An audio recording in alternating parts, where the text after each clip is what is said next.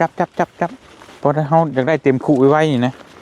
เอาดีได้ของเท่ได้บ่ได้เป็นคอนเทนต์ได้พี่น้องเอ้ยอันนี้ก็ได้ของเท่ได้ไอ้คอดีได้เด้อ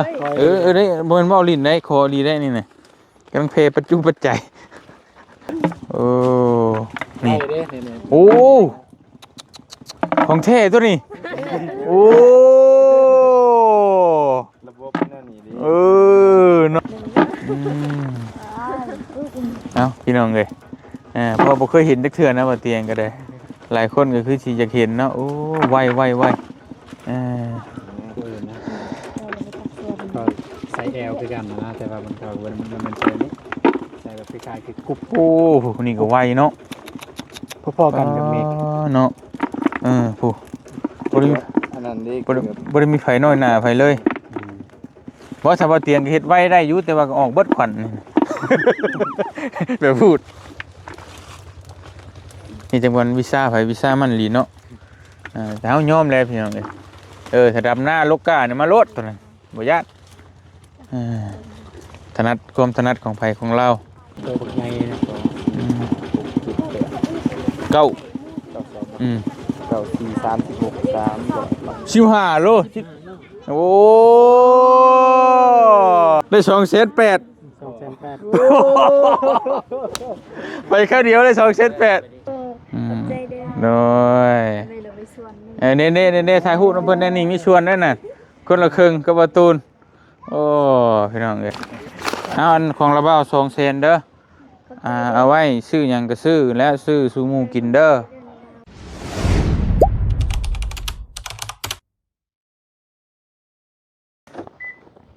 เอาพี่น้องเห็นเนาะเปิดภาพมามันนี่ก็อยู่ตัวหัวตัวส่วนเด้อพี่น้องเด้อเนาะทักทายสบายดีเด้อพี่น้องเอ้ยมันนี่ก็พาผู้บ่าวผู้สาวเพิ่นมาเลาะสวนกาแฟเนาะจองโตได้นะมื้อนี้ได้กะยามื้ออื่นสิกลับแหละเนาะเด้อพอดีทางบ่เตียงก็ไปเยี่ยมยามถามข่าวทางสวนน้องเพิ่นเมื่อกี้นี่น้องตูนเก็บกาแฟได้สิเอาไปขายไปซอยเฮือนน้องกระเดยเนาะอันนี้ก็เลยบ่เตียงซื้อน้ำ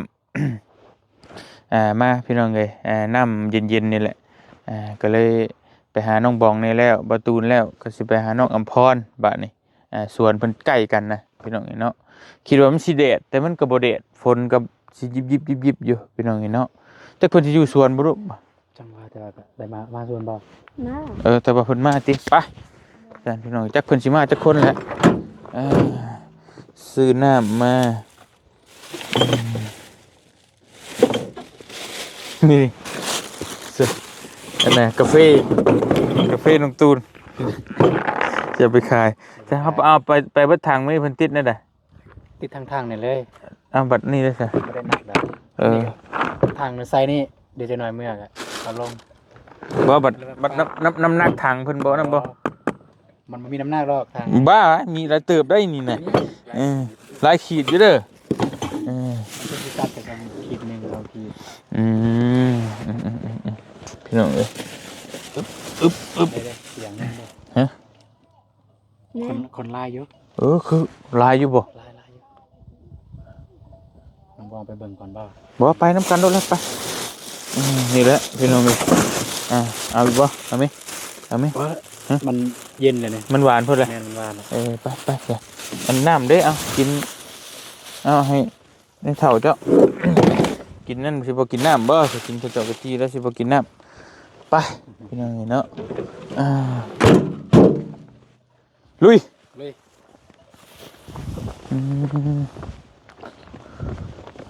ฝนน่าจะเอาจ้องไปพี่น้องเนาะมีหยังก็บ่อยากได้เนาะจ้าจักสิบ่ซื้อมาดอกซั่นเพิ่นอิ่มมอกอิ่มใจกันเบิดล่ะโธ่ว่าอยากไปเบิ่งสวนบ่าวนุ่งอยู่พี่น้องเนาะแต่ว่าก็ไกลเด้นั่นแหละทางยากในเตียงไปแล้วไปนอนเลยว้าเอาปานน่ะกินว่าก็ได้ได้ยินข่าวว่าคนหลักกาแฟแล้วนะพี่น้องเนาะเอ้าโหทั้งในบ่สบายทั้งนอกบ่สบายแต่เบิ่ง สบายดีแม่ เห็นน้องพรบ่ ไปดีเด้อ เอาขึ้นหลายแท้มื้อนี้เจ้าคนนี่ 8 คนสิมาหาโคเพกาแฟเพกาแฟอะไรมื้อนี้อันนี้เมย์เพิ่นพี่น้องเนาะเมย์น้องพร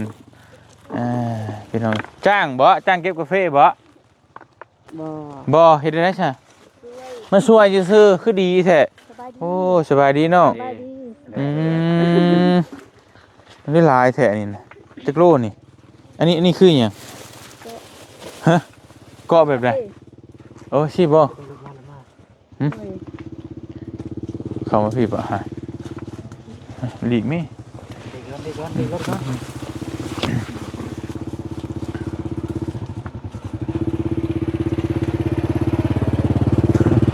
อ๋อแบบนี้พี่น้องเดี๋ยวบ่เพราะว่ากาแฟเพิ่นนี่เพิ่นน่ะมันสูงนะเดี๋ยวบ่เตียงสิสาธิตให้ อั เบ่ นนี้เลย ฮะ คืออันนี้เลย บ่นั้นมันต่ำโพดนี่เบิ่งออกดูน้องพรเอาดูเอาสูงๆด้วย เอาตัวนั้นเด้อ ฮะ นี่มันสิฮักได้ ฮะ มันสิจิก ฮักกะยาน้ำเหมือนกาแฟเฮา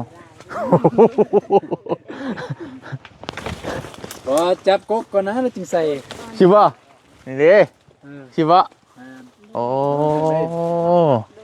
เอาสิมันสูงเนาะพี่น้องเอ้ยบ่ตัดทิ่มช้ำสูงโพด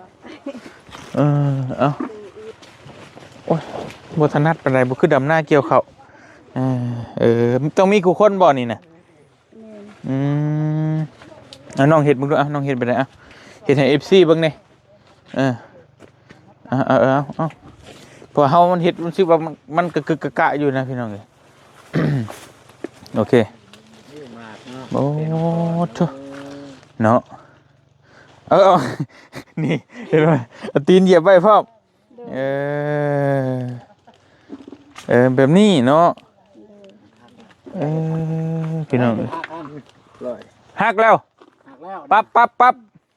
ไม้เด้อกาแฟก่อนปรับไม้ได้ กาแฟข่อย นี่เนาะได้จักโลอะไรมื้อนี่ ผู้นำบ่ได้ กาแฟเราเองนี่ อืม แม่นบ่น้องพร เจพรฝากเนื้อฝากตัวด้วยเจเด้อ เจ๊ พี่น้องเอ้ยเจพรเจบองหมดเด้อเสียตูนจังหน่อย อย่า เอาน้ำมาให้น้องเพิ่นเด้อเสียตูนนี่แหละซื้อกาแฟอันซื้อน้ำแล้วพอได้มาเลาะมันพอได้ขอกาแฟน้ำเพิ่นเอาน้องโดยแก้เมื่อยเนาะเพิ่นมาซอยบ่ โดย บ่ได้จ้างติ บ่ บ่มันคืองามเนาะ ตึงเลยนี่ บางอันมันคือบ่ได้งาม แต่ว่ากาแฟน้องเพิ่นมันคนละพันธุ์บ่คนละพันธุ์เนาะหมากมันรู้สึกว่ามันแดงๆงามๆพี่น้องเอ้ยใช้เอาน้ำไปให้ยายเพิ่นก่อนไปเดี๋ยวมันนั่นอันนั้นน้องอันนั้นเก็บถ่าก็ได้บ้องเป็นหยัง อยู่ใส่แม่คนน่ะ เด้มีตู้นี่เลยเอาให้แล้ว ได้ในตู้ได้ มีตู้เย็นๆเด้อโดยโอ้ ใจเด้อ โดยไปมาพี่ ใส่แน่แล้วคนบัดนี้ นั่งก็ได้มีก็ให้น้องตูนจับกล้องให้ก็ได้พอน้องจะตัดนะเดี๋ยวนะมาอันนี้บ่เห็ดฮักกินนี่นะนี่เป็นโทษแล้วเจ้าบานี้นะโอ้เห็ดฮักเฉยหน่อยบักดูโรคนึงเห็นไหมป้าโซ่ก็เต็มเลยพี่นะประมาณจักโลนี่บ่จัก กิโล 4 โลโอ้โธ่งามไปดีเนาะเอ้าน้ำเด้อ ขอบใจ โดยน้ำเย็นๆ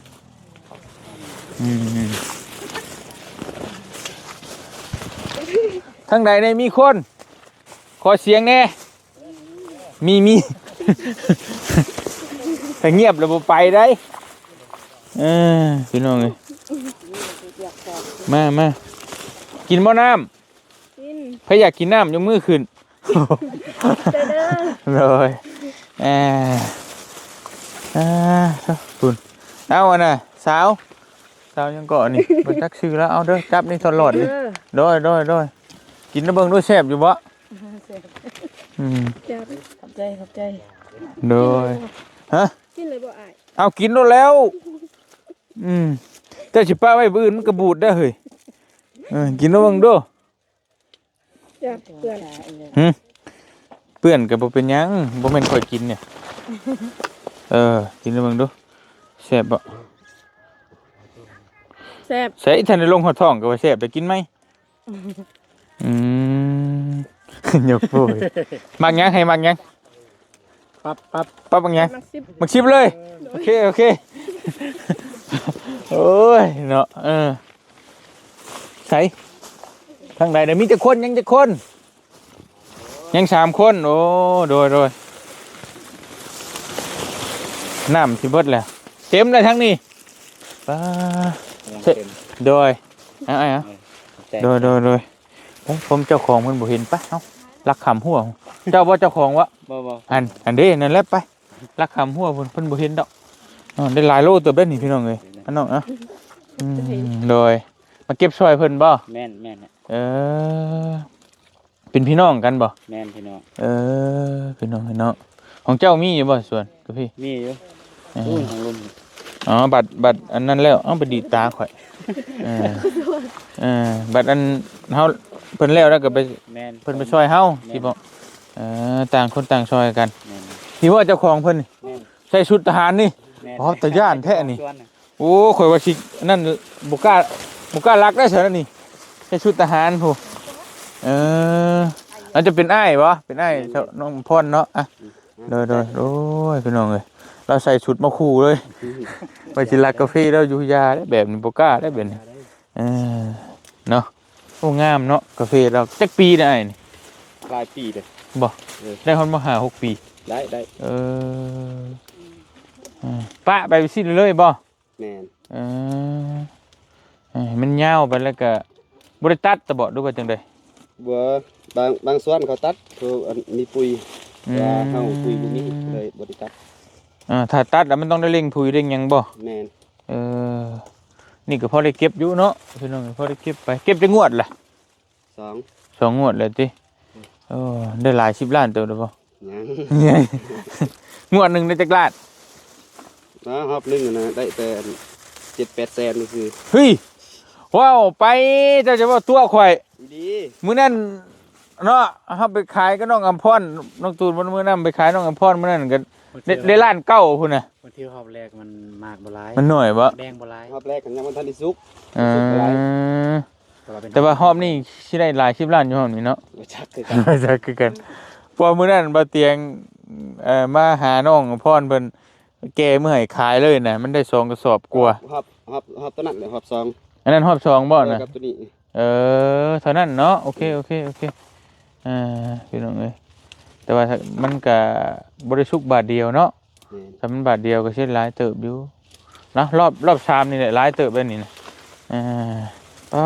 โธ่นี่ฮักบ่นี่เป็นหยังคือฮักอันนี้มอดกินบ่ หมดที่นึง ดวงเจาะเรียบร้อยแล้วแซ่นบ่ได้มีทากติใครอยู่ซะมีทากบ่ไหวเด้ย่านแน่เนาะยากแล้วครับน้อยกว่า ฮะ เอาใหญ่กว่า โอ้ยน้อยก็บ่ได้น้อยก็ย่านเอามันเดี๋ยวเบิดแล้วนี่เนาะคือเบิดไว้แท้มันต้องบ่เป็นหมากบ่ บ่ได้มาคนใด เนาะพี่น้องเอ้ยไป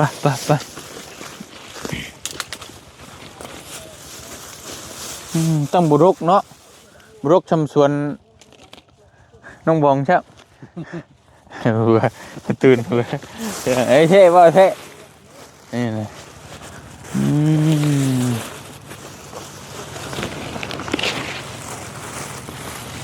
เอากินทำไมน้ำฮะยังบ่กินอยู่พี่น้องเอ้ยโอ้เนาะแต่ว่าเพิ่นบ่นักเนาะหรือว่าเคยแล้วบ่ เคยแล้ว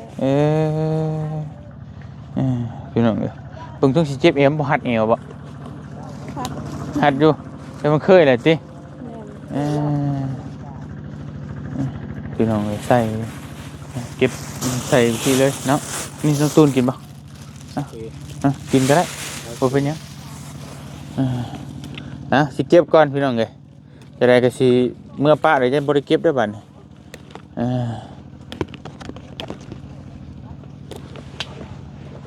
มันในร้านเก่ามื้อนี้ได้จักชอบมันโหหลายตึบเด้พี่น้องเอ้ย 8 สอบ 8ชอบเฮ้ยสอบหนึงประมาณ700,000ป๋อหลายล้านเติบรอบนี้นะมีรถแกเมื่อแล้วบ่มีรถแกเมื่อแล้วบ่ โยคนนี้เนาะเดี๋ยวจะให้น้องตูนนั่งท้ายรอบนี้นะลอย คนนั่งนำเด้ ฮะ มีคนนั่ง ก็ยาแต่ว่าเฮาก็วางแผนกันได้ซะกิ่งลงสอบ1 2สอบเลยกิ่งมาฮอดหน้าเฮือนน้องคิดลงเลยบ่ได้เงินซอยน้องก็เลยเด้ แต่เพิ่นเอารถไถมาบ่ โดย เพิ่นเอารถไถมารอบนี้เนาะอย่าแล้วบ่ยุ่งแล้วพี่น้องเอ้ยพอเพิ่นฮุบมาได้อ้ายเราก็ใส่ชุดลายทหารคุมอยู่บ่กล้าได้แล้ว ตะกี้เรามาก็มี2 คนเนาะกล้าอยู่โอ้คักกะดีตัวนี้เนาะโชว์สีมือมึงดูบ่เก็บให้เบิ่งดู ยกอัน เก็บให้ FC เบิ่งดูมาตูนมาพี่มาพี่กล้องนะเบิ่งดูเก็บโชว์สีมือมึงดูบาทหนึงต้นนี้นะต้นแดงๆนะพี่น้อง FC จะเห็นชาวลาวใต้เก็บกาแฟลองเบิ่งเนาะคือเฮาเก็บจังได๋ก็บ่คือเพิ่นน่ะนะแต่ว่าเพิ่นเก็บไว้เลยพี่เนาะเฮาเฮ็ดจังไดมันก็บ่คือ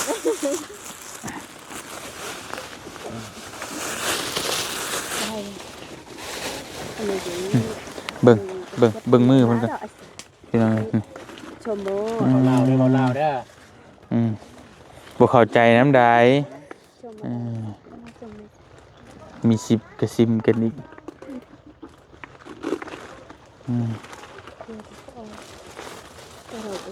แล้วใจเป็นบาปหัวใจ ก็ง่ายเด้ดิโอ้พี่น้องแดงคักแดงนี่เนาะคือสิมีน้ำหนักคักอยู่ อัน ตึ นี้ ง น้ำหนักอยู่อายเนี่ย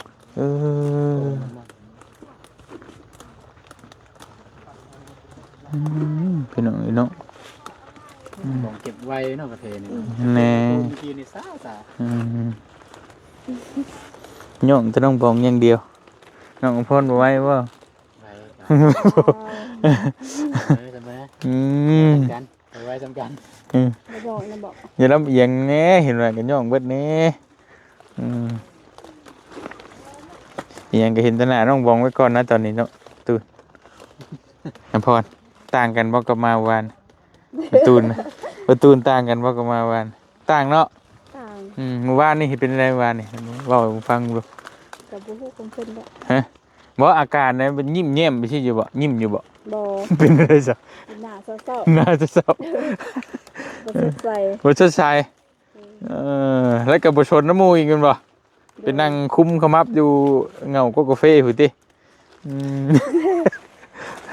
เอ้ยเนาะสิมาโยนเต็มถั่วเลยก็คือเต็มอัน เป็นเนาะนี่คือเบิ่งตอนเก็บก็คือว่าคักประมวลอยู่ได้พี่น้องเบิ่งตอนเก็บตอนไปขาย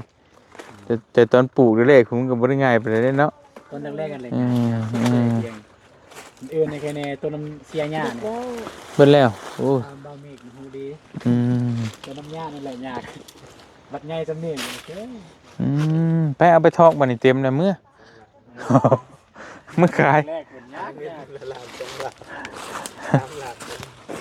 ไปเบิ่งพุ่นพี่น้องเนาะอ๋อ เมื่อแล้วบ่ ว่าบ่เกี่ยวได้บ่ต้องชวนเพิ่นเมื่อได้อ้ายมาแต่อ้ายสิดอกพี่น้องโอ้ตัวนี้เด้นี่พี่น้องเอ้ยคักแท้นี่ ก่อน โอ้ย มันคักกึบ เก็บแต่นั้นน้ำบอก เอาเลยโอ้ทหารได้หันได้ บ่โอ้สบายดีเด้อบ่สบาย มาได้ใส่เรียนก่อนเฮ้ยอย่าไปควงนักว่าน่ะรู้เห็นพอตักสดโอเค เถอะ พี่น้องเนาะ เอาว่าเป็นไร ผมมีมาก นี่เอาตัวนี้โลดนี่เออ มีมากแล้ว มีว่ากันลังเลย โอเคเอา ตูอีตูไปตูอ่ะ ใจกับใจ มันยาวกันส่วนไป ช่วงนี้ก็จะเห็นแต่บรรยากาศเก็บกาแฟนี่เด้อพี่น้องเด้อโตพุ่น กันบ่แม่นเก็บกาแฟกับคนอกหักสูงนี่ มันมีคนอกหักนำเด้ เนาะ บ่กลัวบ่มาเนาะ หน้าดำค่ำเครียด อ๋อแม่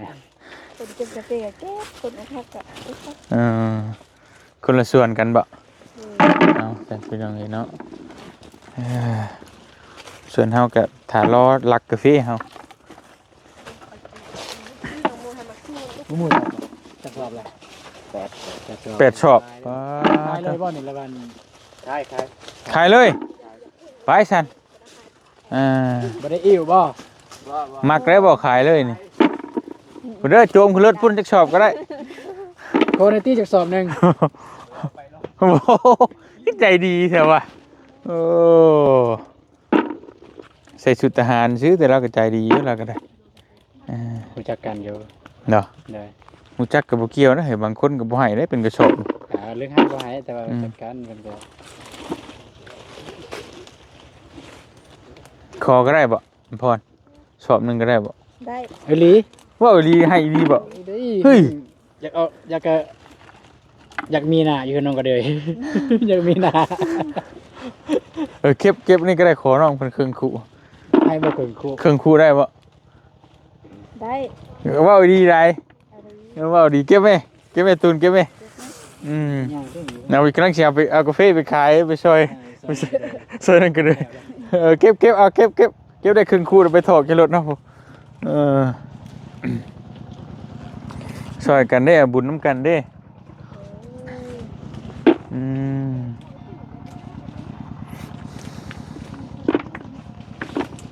เนาะคนลาวใต้นี่ใจดีเนาะอืม เดรัมห่างนักบินเนี่ย สิมื้อละบ่อ้าย ย่านฝนตกเด้ มันอิ่มบ่มันอิ่มบ่ เลย ไปเก็บคู่นี่แหละเมื่อเลยเฮา โอ้ตัวนี้เนื้อเนี่ย อืม ยาได้มีสิเมื่อปากใช่ไหม นี่ก็ยานะตุ๊เฮาขอเด้อคู่หนึงเด้อกาแฟเด้อโดย ก็ใจดีใช่ไหมเออ ขอในเดือนสอบหนึ่งเด้อได้บ่ โอ้ยได้ อืม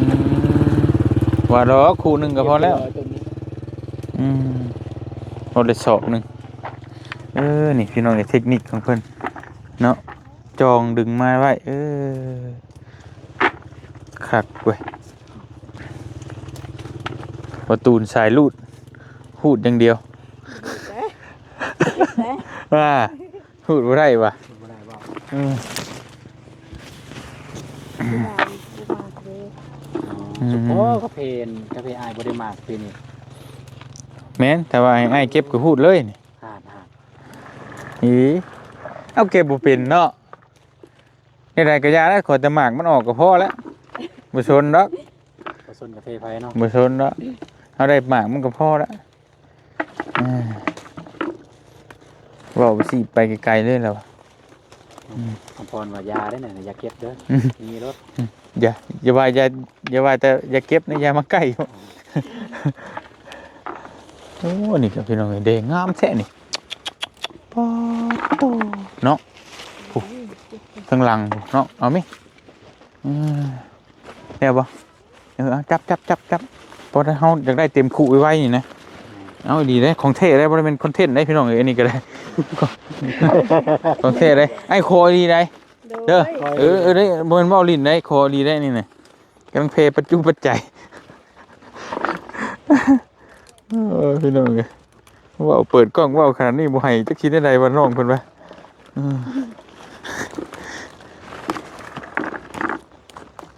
เอาอีหลี เ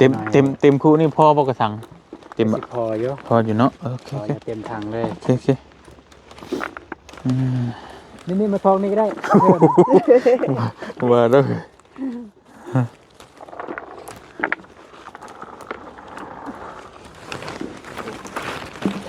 ฝนสิมาล่ะมาเอามาอันเป็นกระช่างเอาเลย เอารถไถก็สิมาเดี๋ยวได้เฮ้ยเพิ่นสิเมื่อเด้อเดี๋ยวพ่อเมื่อติวะเอากาแฟก่อนเก็บตูนเลยเล็งมือสิบ่เต็มคู่ได้หั่นอุ้ยยุยอ่ะหุดเลย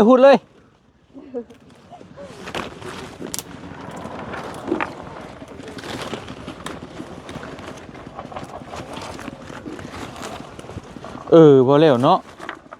บ่แล้วยังบ่เคยเห็นน้องเมฆเก็บกาแฟจักเทื่อเลย แม่น เอาเจ้าของชวนกาแฟได้หั่นกัน วั นะ นนั้นชวนกาแฟ มาบางที อ๋อมา มาที่ มาโทรศัพท์นะมาบอกว่าพี่น้องอยากเห็นดีๆได้เพราะว่าเพราะว่าแต่ละคนก็ต้องเก็บเป็นเบิดนะเอาเก็บแล้วเบิ่งเอา เพิ่นแห่งดินแดนแห่งดินแดนกาแฟนะ สิบ ฮะ เมฆเนี่ยเอาคู่ไม้เลย เอาคู่ใหม่เลยอ๋อแบบเต็มระบบเลยบ่น่ะ คู่ไม้เลยเพิ่น เฮ้ยเพิ่นให้คู่เดียวได้น้องเอ้ยเพิ่นให้คู่เดียวนึงมาพี่มาฟังนี่พี่เบิ่งดูเอารถเอากกใหม่เลยบ่เอารถเอา เอากกไม้เลยบ่เนาะ เดี๋ยวจะน้ำกันนี่แหละนี่ เด้นี่ โอ้ของเท่ตัวนี้โอ้ ระบบนั่นนี่ดิ เนาะ แกนแอลนี่บ่ได้ โทนี่น้องเลยวันนี้ก่อน นี่ก่อน ของแท้ กว่าจะเพลจะเป็นหนึ่ง เอาพี่น้องเลยเพราะบ่เคยเห็นจักเทื่อนะบ่เตียงก็ได้หลายคนก็คือสิอยากเห็นเนาะโอ้ไวไว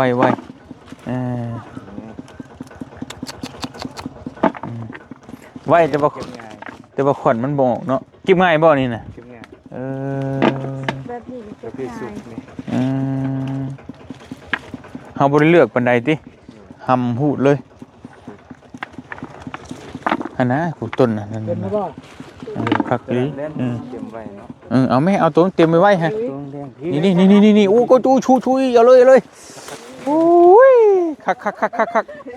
โอ้ยจะจับให้เมฆ จับเอาบ่พี่น้องเลย ขอเป็นคนจับก็ได้ ทุกพี่น้องเลย เองคนแบบเขาเอาเขาเอิ้นว่าหยังบ่นี่นะ เป็น มีหยังเอิ้นผู้เอิ้นนะก็ใส่แอลคือกันนะแต่ว่ามันก็มันใส่นี่ใส่แบบคล้ายๆคือกรุ๊ป โอ้นี่ก็ไวเนาะ พอๆกันกับเมฆ เนาะผู้บ่ได้ อันนั้นนี่ บ่ได้มีไฟน้อยหน้าไฟเลยบ่ถ้าว่าเตียงเฮ็ดไว้ได้อยู่แต่ว่าก็ออกเบิดขวัญแบบพูดเอาเลยแบบขวัญมาย่างนะปีหน้าแบบบ่ต้องเอาหมากมันอีกได้คือกัน เป็นเรื่องความจางนี่สมัยนี้จะว่าลูกตรงนี้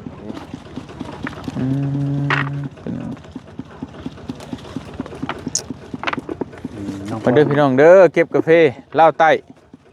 เนาะเก็บกาแฟรับจ้าง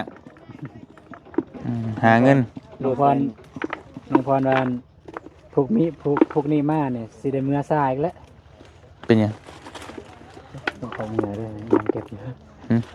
บ่เกี่ยวกับเฮาติเพิ่นจังมาก็มาติเฮาก็เห็นคักแล้วเพิ่นเมื่อแล้วเฮาก็รักกาแฟเพิ่นง่ายบัดนี้เมื่อเฝ้าเมื่อเด้อ โลเท่าไหร่มื้อนี้ได้สาวว่า18 ให้เพิ่นเมื่อก่อนเฮาจังลอยกาแฟเพิ่นบัดนี้พี่น้องเอ้ย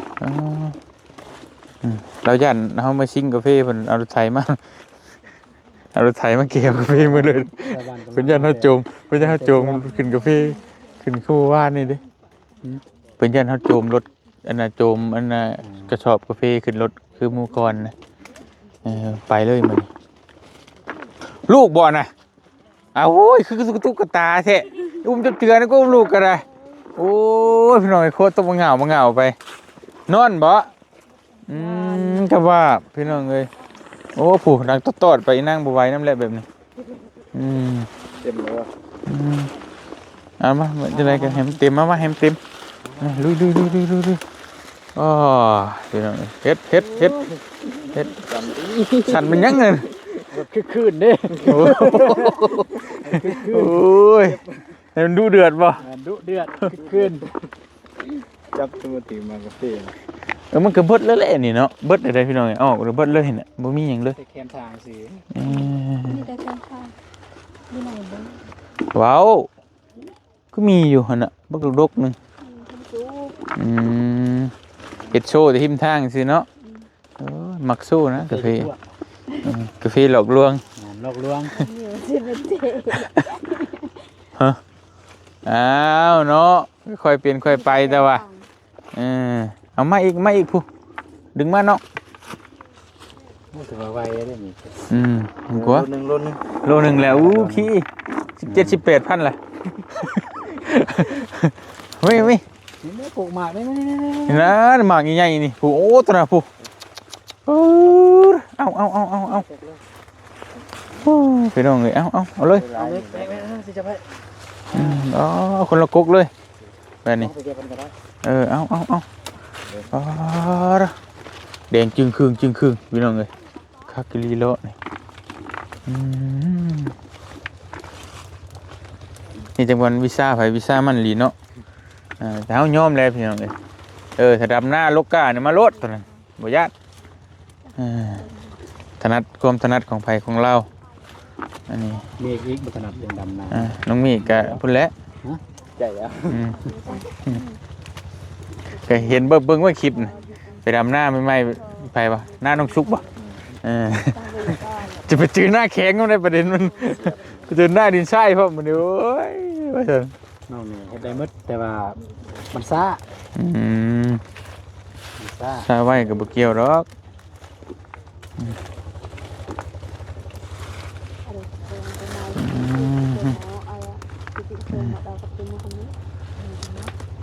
ยังรอยังหั่น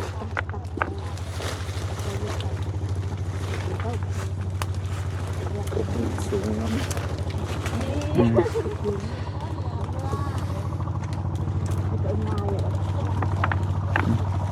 เพิ่นก็มีความสุขของเพิ่นไปเนาะเก็บกาแฟไปน้ำคุยกันไปน้ำคักของไผของเราพี่น้องเอ้ย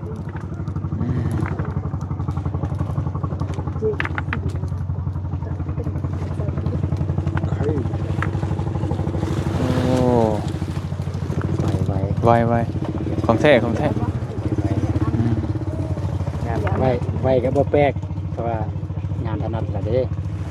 เนี่ยใหญ่อยู่กับมันเลย ปักซองนี่แต่นี่แหละ สิละ เลย ว่าแค่มาเกิดมาก็เห็นต้นกาแฟหล่นนะ มันจังเนาะแบบว่า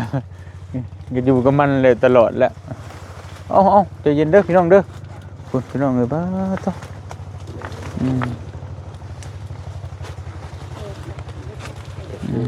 ประมาณ7 โล โอ้7 โลก็ได้เติบเด้ย ลายได้ เกือบแสนเลยเป็นแสนแล้วจ้ะ 35บริเซียน แสนหนึง เส้นปลาย คู่ไม่น้อย ตะกี้ โอ้ไม่ได้ชงแสนผมจากตูน จะแม่น ชง3 แสนผมจากรวมกับทางอันนี้ ได้อยู่ ชงแสนปลายผมจากเพราะไรได้น้องก็เลยอันชื่อน้ำสิ เดือได้เยอะเสียนา ปลายเนาะ โอเคได้พอแล้วมั้งถอดโคมกูบังดู เก็บแล้วน้องพร นี่เอาต้นนี้เห็นเบิดก่อนนี่มาเอานี่อ๋อต้นดิตัวนี่เลยไว้อยู่บ่ตูนเลยเบ้าไปดูถูกเจ้าของเอ้ยคุณ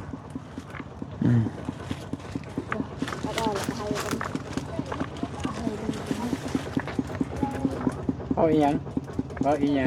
จักว่าชันกันบุ๊ไม่ได้เข้าใจน้ำดอกบลอมตอมเต็มอยู่ ตามภาษาคนโสด ในนั้นบอกโอ้บ้องว่ารู้ว่าโสดนะบ้อง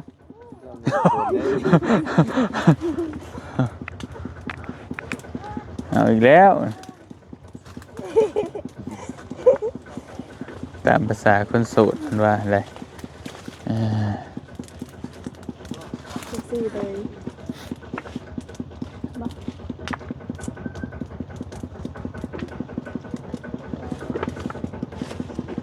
น้องอำพรกับน้องบองนี่เป็นพี่น้องกันเป็นอะไรเนาะ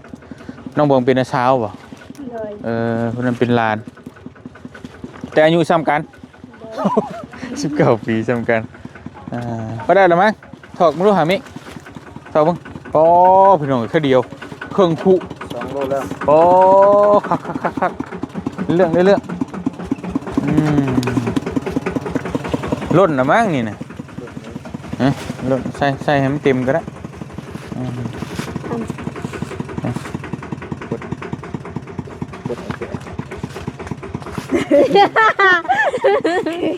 โก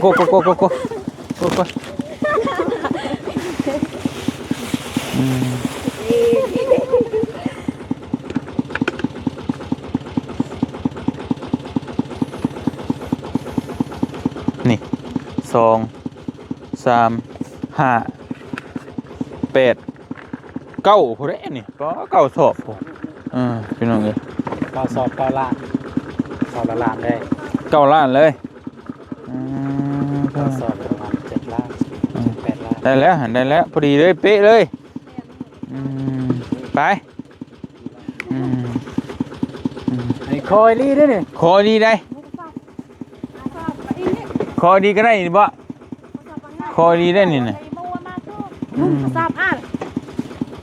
มึงกระสอบอ่านเลยมึงเลย ก็ได้หมอกระสอบเต็มมุ่งหลังตัวไอ้คู่ที่จะเป็นได้คู่จกแล้วคู่ พี่น้องเนาะยกคือเบานี่โตคนนั่นแหละโตบักใหญ่นะ9 9 4 36 3 2 บาท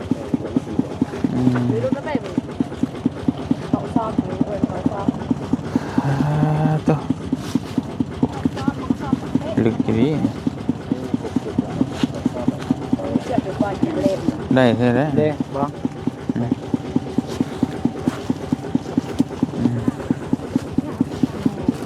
ใช่กระสอบบ่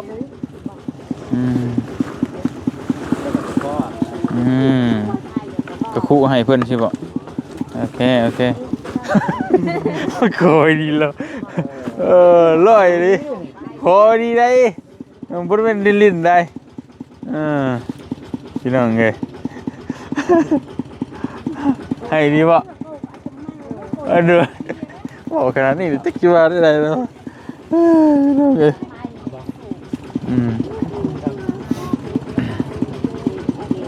เอาเฮาก็มาเก็บเองเด้เนาะเฮาก็บ่ได้เอาเปรียบมันนะเฮามาขอซื้อแต่ว่าเฮาก็เก็บเอาเองโอ้ยหลายตึกเลยเห็นว่าเฮาซื้อนะค ค รั อบ แล้วเนี่ยคอแล้วขอเด้อเฮาซื้อน้ำมาเลี้ยงเฮาซื้อน้ำมายั่วเอาบางพ้นนี่บ๊ายบายอีกเอ้าบ่ลูกสาวมานำบ่ห่วงลูกสาวเลยเนาะทีมลูกสาวบาดนี้ตายไปไปน้องไปห่วงเลยไปเร่งเจอกันเฮานี่ได้จัก2 สอบก็ได้ราคาน้ำมันลดมื้อพี่น้องเอ้ยแม่นเนาะ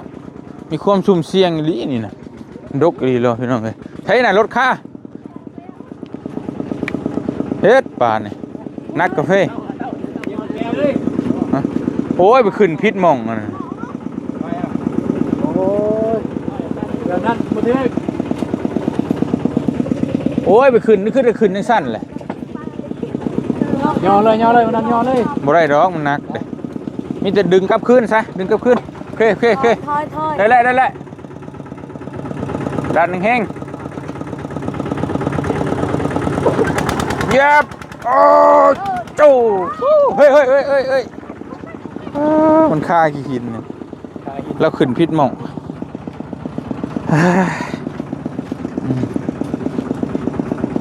ไปพี่น้องเลยเอากาแฟไปขายน้ำกันฝนก็มาพอดีเลยบ้านพอดีเป๊ะขี่น้ำไม้ก็ได้เห็นว่ากันเห็นเมื่อน้ำอยู่ดอกอุตส่าห์ได้กาแฟเตะขู่หนึ่งเนาะ มาฮะลายก็ยาแล้วเฮาหมู่จักเขา เต็มเลยว่าจัง เขามา เต็ม นี่พี่น้องเอ้ยอันนี้ก็บ่ได้แม่นคอนเทนต์ได้ คอยดีเด้คอยดีเอาอีดีพี่น้องเอ้ยเห็นบ่นี่บ่ได้แม่นคอนเทนต์นะเพ่บ่ตูนไอ้คอยดีได้บ่ได้แม่นคอนเทนต์ได้นี่เอาจับตูนน้องวางหัวไม่ใช่คอนเทนต์นะคะเรื่องจริงคือกันกับบ่ตูนก็ต้องบองนี่แหละมันเป็นคอนเทนต์นะตูนเนาะ เลย ทิมบ่เคยกระทัง มุนมัง มุนมา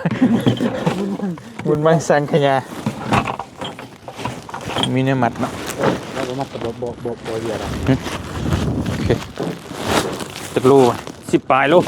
10 ปลายโลก็ประมาณ200,000โอเคไปเมื่อฝนตกพี่น้องเลยไปยังน่ะฮะไปใช้เฮ้ยได้เลยชอบหนึ่งพอไป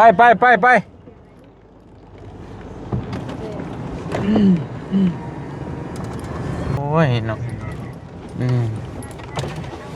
ยังซิ่งโพดบ่กาแฟจนเฮียกระบาบเรา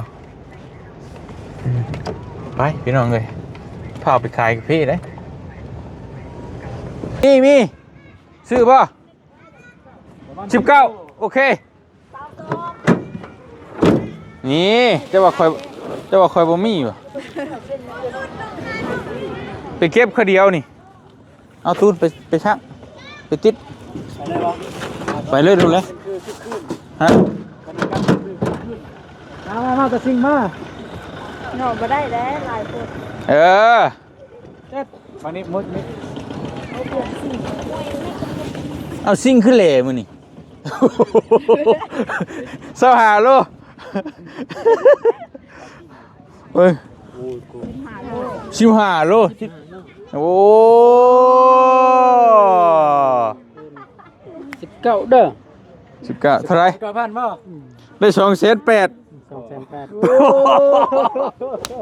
ไปข้าวเดียวได้2,800,000สบายดีน้องสบายดี แม่นไผนะ ฮะ ยาที่จะไปยืนเบิ่งน่ะ โอ้ บนยืนไม่บนประหยัดยืนบนนี่ก็อกหักอยู่น้องปฏิเสธพุ่นยืนบนคน กำลังชิมาได้อยู่บ่ฮะเห็นดิตูนเอาไหมฮะบ่มีไปซะถอนคืน 3,000 บ่ เห็นดิใบหน่อยบักหลายนี่ โอ้ เอาใบหน่อยเอาใบหน่อยนี่เอา มีอยู่ ใบหน่อย 3,000 บ่ โหได้เว้ยได้เว้ย2,815เอาแม่นบ่ช่อง1,815เลยได้เท่าไหร่ได้เลยพี่น้องเลย2,815,000อันนั้นน้องๆอันนี้เอาดีได้นี่บ่แม่นคอนเทนต์ได้ของแท้ได้เก็บมาขายดีได้กาแฟน้องอภรกับกาแฟบาตูนพี่น้องเอ้ยเอากาแฟมาขายยังบอก FC ดูบอกเหตุผลก่อนเดี๋ยวผมน้องเพิ่นอยู่นี่เอากาแฟมาขายเพื่อไปให้น้องส่วนน้องก็ได้น้องก็เลยสิขึ้นเฮือนไม้บืนแต่ว่าน้องเพิ่นว่าเห็นจมบ่มีเงินนะบาตูนก็ได้เก็บกาแฟตัวเองมาขายแล้วก็ไปซอยแล้วไปซอยน้องก็เลยแล้วก็ขอน้ำเพิ่นว่าคู่น้ำหวานไปรอซื้อน้ำหวานไปรอเอากาแฟมาที่ไอ้ลงทุน100,000บ่ได้ซื้อน้ำหวานไปรอไปซอยน้องเพิ่นเดี๋ยวไปซอยน้องก็เลยพี่น้องนี่เนาะไปนำกันบ่ไปนำกันเลยไปบ่บืนบ่สิขึ้นเฮือนน้องเพิ่นก็มาแล้วเนาะซอยกันแล้วน้องเพิ่นบ่มีแนวซื้อกินซื้อยากเด้รอเลยปูชูแล้วเป็นเบิ่งเยอะเป็นแต่โยโย่ลบตาเด้อโยกาอยู่ไก่เป็นบ่ได้ได้เป็นยังเป็นยังแต่อ้ายก็ยังรู้สึกเสียวๆอยู่เลยนี่บ่ได้อ้ายก็ได้ใกล้บ่ได้คือกันหากออกมาแต่ทงวายติไอ้ว่าสิเข้าไปอยู่หาน้องนั่นเพิ่นแหละแต่ว่ามันพอดีว่าสิเอาเงินไปให้น้องเพิ่นก็สิเข้าไปว่าเพิ่นอยู่เฮือนอยู่บ่น้ำพล ไปยามใดก็ค่ำยามนั้นพี่น้องเอ้ยค่ำไวยามนี่เนาะ เออ ปกติน่ะ5 โมงท่านได้ค่ำเลยแต่ว่านี่เห็นท่านได้ฮอด5 โมงซับพี่น้องเอ้ยเนาะไปซะไปนํกันหั่นแหละไป เป็นงานไปน้ำกัน ไปน้องไปน้องๆก็มีเด้ประกอบส่วนนํกันเด้ไปไปมองไป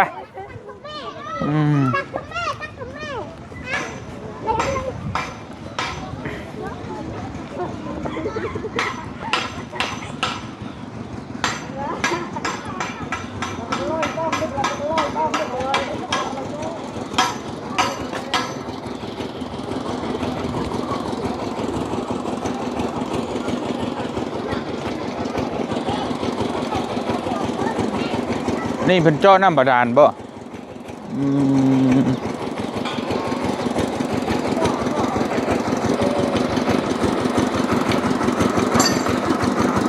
เจ้าน้ำบาดาลที่ประมาณนี้พี่น้องเนาะ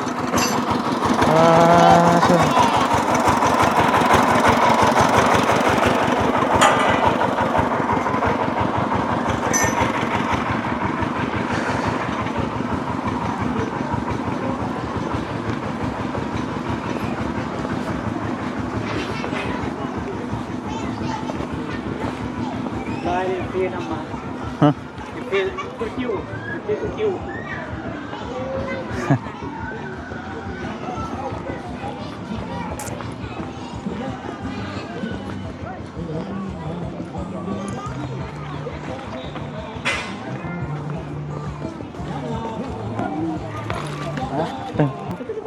บ่โอ้ลอยดิเนาะ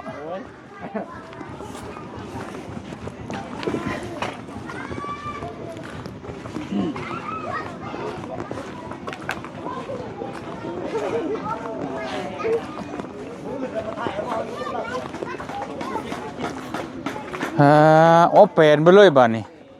ป้าจวดเกินใส่น้องกระเดยสบายดีล่ะสบายดีโอ้สบายดีนะบ่เจียว เป็นเฮ็ดหยังนั่นล่ะเตรียมเฮ็ดหยัง บอลไม่เกี้ย ฮะเอองานอะไรมา คืนนี้ข่าวว่าจะขึ้นเฮือนใช่บ่ ขึ้นอยู่ซื้อ ขึ้นอยู่ซื่อ โดยขึ้นฟ้องขึ้นเนาะ เออฮะแล้วน้องตูนถามเพิ่นดูสรุปว่าสิเอาแบบใดจังใดเรื่องอันนี้แล้วเรื่องขึ้นเฮือนขึ้นศาลหั่นน่ะ เออเนาะขึ้นไปอยู่ซื่อๆเนาะ ขึ้นอยู่ซื่อบ่ โดย ขึ้นไปแล้วฮีดขึ้นเป็นพิธีพอได้นอนนะพอได้อยู่เพราะว่าคันบ่ขึ้นก็สิอยู่นอนใส่แล้วเฮือนหลังเก่าก็มากเลยนะ ใช่แม่เพิ่นได้ซะมีพ่อแม่เพิ่นได้ พ่อ แม่มาพี่ก็ได้ เอิ้นมานี่แม่พ่อเจ๊มานี่ เจคือหยังเจ เอามาแบบ อ๋อเจน่ะมาพี่บ่มานี่สิบ่ เจ๊นะเจ๊ อ๋อเจเออ อยากเพิ่น อ๋อเจสิขึ้นเฮือนบืนใช่บ่สิขึ้นเฮือนบืนใช่บ่ โดย เห็นแต่ทั้งทีมงานไปบอกเฮาก็บ่ฮู้สิขึ้นเฮ็ดแบบใดเฮ็ดจังได สิขึ้นเฮ็ดแต่นั้น อันนั้นบ่หาคู่หาคนข้างนี้บ่ เอามือเอาวัน เอามือเอาวัน เดือน ได้หยังสู่หมู่กิน โดยมียัง บ่มีหยังสิเอาหยังสู่หมู่กินซะบัดนี้ ต้องมี บ่มีกาแฟเท่านี้แล้วบ่บ่มีกาแฟก็บ่มีซ้ำกะสินั่นอยู่บ่หาคนจับเจือบ่หรือว่าเฮ็ดแบบใดเฮาจังฮู้ความหมายคือสิขึ้นแต่ครอบครัวเจ้าบ่หรือว่าจังไดถามเพิ่นดู เป็นสิเป็นแต่ครอบครัวแล้วก็มีพี่น้องคนหนึ่ง2คนมาเป็นแค่นั้นซื่อๆนะมีคนที่พาขึ้นซั่นซะเพิ่นว่าหยังปานายว่าปานายพาขึ้น สำนึกจะแล้ว เอาคำเอาคูณ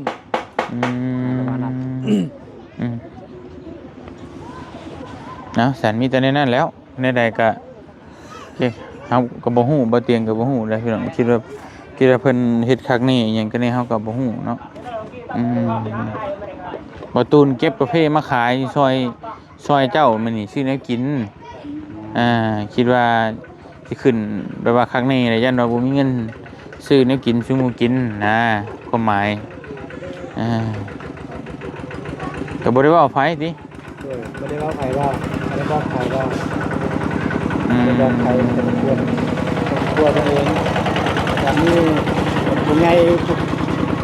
เดินมายังวะเท่าแก่แล้วท่าน เฒ่าแก่ ไม่เท่าแก่มาพาขึ้นเรือนนะ มีอะไรบางอย่างขึ้นเรือน แต่มันก็ต้องมีสู่ซื้อสู่เพิ่นกินหั่นแหละ ไปหา บ่นุ่งให้ เป็นให้เท่าไหร่หลังสองพอใช่ป่ะ พอแต่บ่มี ข้าวน้ามีแล้ว มีเขา ข้าวมีอยู่แต่บ่มีได้กินบ่บ่แลงก็ลงไปห้วยไปห้องบ่แล้วเอาโคมไปก้านกบก้านเขียดมันได้มาป่นเนาะเฮ็ดได้แสนบ่มีเนาะ จักอยู่บ่ตาเขียดตากบจักอยู่โอ้ใครอยู่ดอกเคยไปเยี่ยงอยู่ เคยจับกบมาปิ้งหรือว่ามันทรมานเคยป่ะคิดว่าเคยมาจับกบมาขังยาแย่ โอ้ท่านนั้นก็ตอดอยู่มื้อนี้บ่าวตูนเก็บกาแฟเหล้ามาขายมาซอยน้องกับของอันน่ะเอื้อยอำพรคนละคุ มาขายมาซอยไอ้น้องอย่าบ่มีเงินซื้อไอ้หมูกินขึ้นเฮือนน่ะนะโดย ให้น้องเพิ่นเท่าไหร่อันนี้เงินประตูนะ โอ้ก็บ่ว่าดอก มันเก่าเด้อไม่ก็ได้มันเก่า3แสน ใบใหม่ขนาดน้องเงินก็โอ้ย ตื่นเต้นกับน้องเด้อน้องขึ้นเฮือนใหม่ ใจเด้อ โดย ไม่ลงไปส่วนนึง เน่ถ่ายรูปน้ำเพิ่นแน่นี่มีชวนด้วยน่ะคนละครึ่งกับการ์ตูนโอ้พี่น้องเอ้ยเดี๋ยวมันกล้อง1 2 3ถ่ายน้ำกันบัดกูคนก็เฮ้ยเฮาก็อยากถ่ายคือกันนะครับมาเดี๋ยวอันน่ะส่วนของบ่เตียงก็สิซอยน้องเพิ่นจักเล็กจักน้อยเด้อพี่น้องเฮ็ดแนวใด แล้วก็เตียง ก็ซอยกันนั่นแหละเอาอันของระเบ้า200,000เด้อเอาไว้ซื้อหยังก็ซื้อและซื้อซูหมูกินเด้อก็แล้วแต่ทางบ้านทางเมืองเพิ่นเฮ็ดกันได้เฮาก็บ่ฮู้พี่น้องเพราะว่าเพิ่นหาบ่หลายมีแต่พี่แต่น้องซื้อขึ้นพอแล้วพี่แล้วคลองก็จังว่ากันมื้ออื่นจังมาเบิ่งนํกันเนาะพี่น้องเนาะผู้หากะมาตลาดกาแฟเขาเท่านั้นก็ได้มา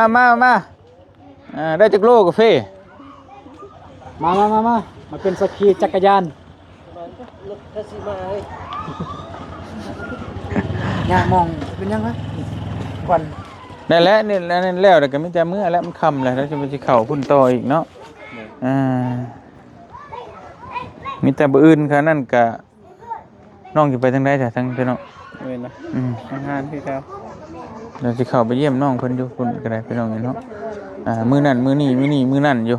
เข้าไปมื้อนั้นก็ค่ำก็ช่างเพิ่นเมื่อเบิดแล้วพี่น้องเอ้ยเพิ่นเฮ็ดไปฮอดไสแหละ กำลังขาปลาเมื่อวานกับบริเฮ็ดเมื่อวานบ่มีไฟธรรมดาบ้านเฮานี่แหละแบบนี้บ้าน เอาแบบลังนี่ แม่นบ้านเฮา คือน้องบ้าง ป้าฉันได้ก็เพราะว่าดับเตียงสิเข้าไปพุ่นก่อนเนาะพี่น้องเนาะเข้าไปเยี่ยมยาม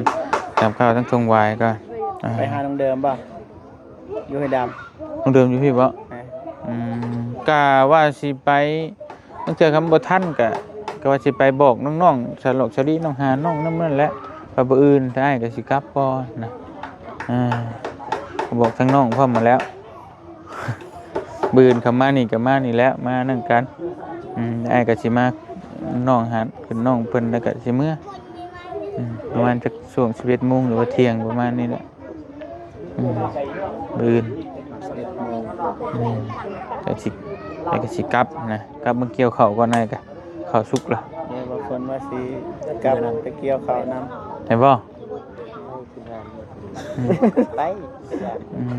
บ่คำว่าคือมันบ่มีหยังก็ใช่ว่าจะชวนไปอยู่คำว่ามันบ่มีหยังหั่นน่ะแต่ว่านี่เบิ่งแต่ละคนมันก็มีกาแฟเด้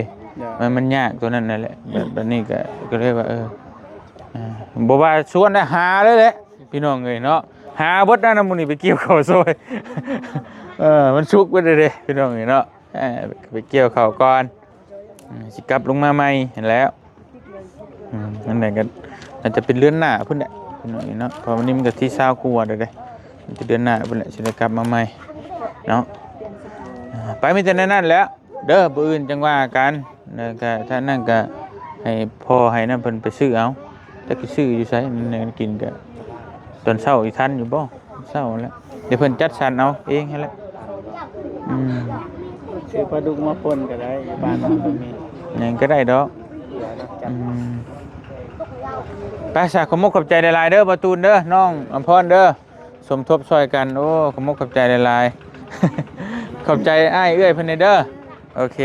ไปบ่เตียงเขาโตก่อนเดินทางก่อนขอบใจให้เบิดทุกคนนี่แล้ว